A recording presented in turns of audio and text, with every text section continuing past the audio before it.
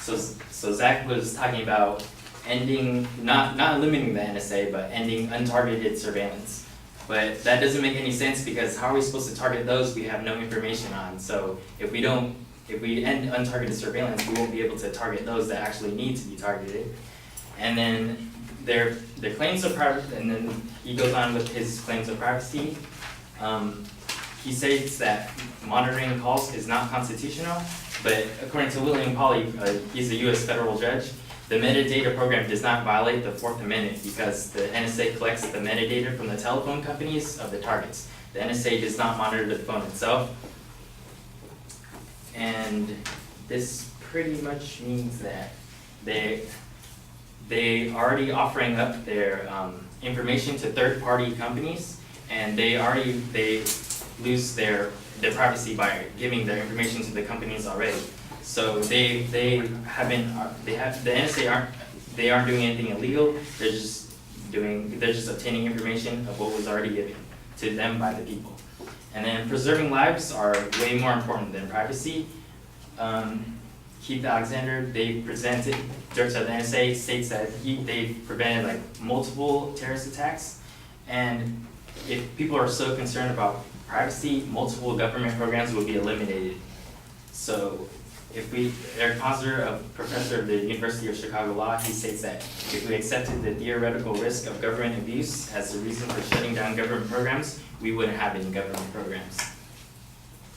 And what Zach said earlier about the NSA being the ones, not the only ones collecting data, according to MIT, their businesses are quietly collecting data on consumers to better position advertising and to inform their business strategies, and much of the information is given to these companies willingly. People do not recognize that businesses collect data on consumers for profit, and while others are strongly against the NSA, but their goal is just to provide a safe country for their own citizens. And so even if you like, let's say you were to chat on Facebook, if you were to chat to someone, talk about a certain topic, and refresh the page, you'll notice that the ads on the side are relating to what you're talking about. So Facebook, even Facebook has access to your chat and whatnot.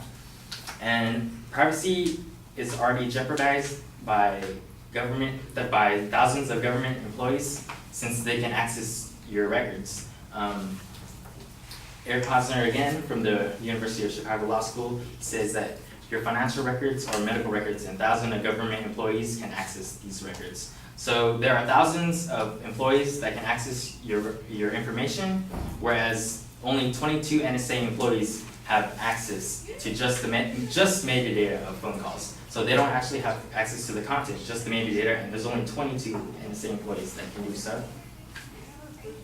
And then going on to some more.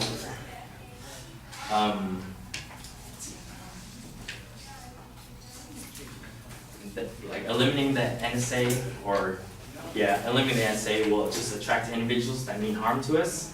The National Center for Policy Analysis state that publicly announcing that the NSA can no longer search domestic communications will make those communications an attractive format for individuals and groups that mean harm to Americans. So diminishing the mandate of the NSA provides a place for terrorist groups to hide and allow them to communicate with no worries, and that is not what we want as a country.